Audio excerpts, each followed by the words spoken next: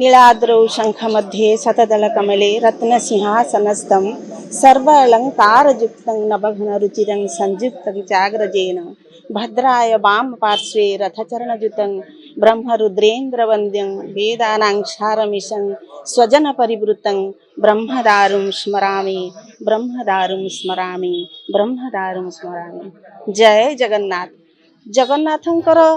ये जो एक अपूर्व मिलन जोड़ी जगन्नाथ बोली जहाँ कहते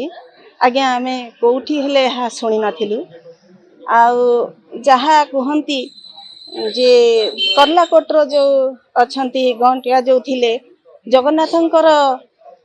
सेवा बा तांकर नीतिकांति से करि पारिलेनी तेणु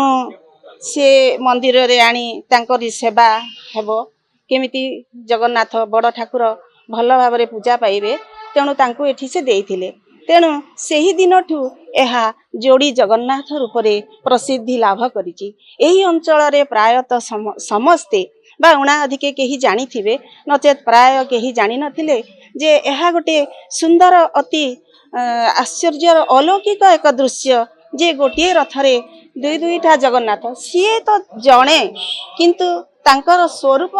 अलगा अलगा हेले मध्य तांको आमे अनुभव करि पारुछु जानी पारुछु देखि पारुछु जे से सबुठी अछंती किंतु एठी जो जोड़ी जगन्नाथ आकार रहिचंती से एक भाईचारार निदर्शन आमे तांको जोठू देखिले से निश्चित भावरे समस्तंकु से देखा देई थांती एवं भक्तर मनोवांछा को पूर्ण करि थांती। तेणु जोड़ी जगन्नाथ सी दयामय ठाकुर सी समस्तंकर मनोवांछा पूर्ण करंतु एवं एई अंचल को आसी बा माउसी माँ मंदिर को आसी समस्तंकर मनोवांछा पूर्ण करि जांतु फेरी जांतु भक्तर मनोकामना पूर्ण करंतु एहा ही हमर कामना। खरियार बहुत प्राचीन परंपरा है। 1875 मसीह पद्मन सिंह जो महाराज थिले सेतबेले प्रकृतिर आरंभ होता आमर यही रथयात्रा आ दधिबामन थिले आतबले आमर ताने जो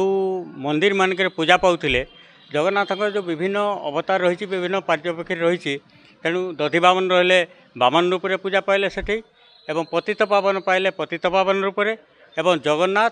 एवं बलभद्र सुभद्रा सुदर्शन चारिजण थिले किंतु जेतेबेले जित्री डुड़ा गंतिया तांका ना टिके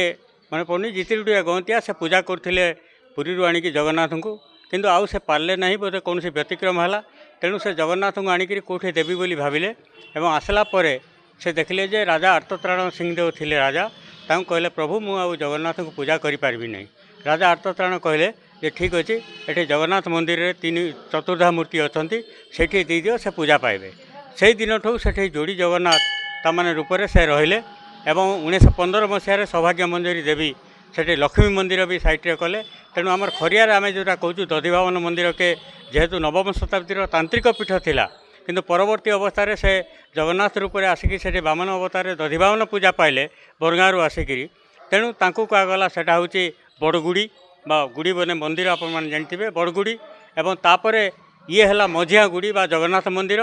तापरे तुमर है सानगुड़ी बा पतित पावन मंदिर यही भाव में खरियार विभिन्न जो रूपर संप्रदाय ये हूँ अनन्य परंपरा जोड़ी जगन्नाथ मूलर पूजा पाई आउछंती एवं सेठी तामाने आउ गोटे विशेषत्व है जे से जेहेतु सुभद्रा बहुचंदी से रथरे तेणु आमर खरियार जो दिन ठू रथयात्रा आरंभ होती आमर महिला माने से रथ को से टाणती अन्य कहीं टाणती नहीं। जगन्नाथ शुभेच्छा अभिनंदन आम देखु खरिया गोटे नुआ जिनिस जोड़ी जगन्नाथ देखु शुणा पाई कलाकोट गोटे गंटिया से पूजा करते कण असुविधा से आनिक मंदिर आ दिन ठानु आम देखु रथ सब जोड़ी जगन्नाथ मुझे अनेक जगह देखीचे अनेक जगन्नाथ मंदिर देखीचे कि जोड़ी जगन्नाथ नहीं विरल कथा बोधे खरियार आश्चर्य कथा जोड़ी जगन्नाथ मंदिर पूजा पाचन रथ आसन मौसी गुड़ी के मौसी फिर पूजा पाई फिर पड़े आसन और देखवार लगी खरियार अनेक भिड़सी बहुत लोग जमा आसन आ समस्ते आश्चर्य खरिया गोटे एंता जगह जे आम जोड़ी जगन्नाथ देखा पाऊँ।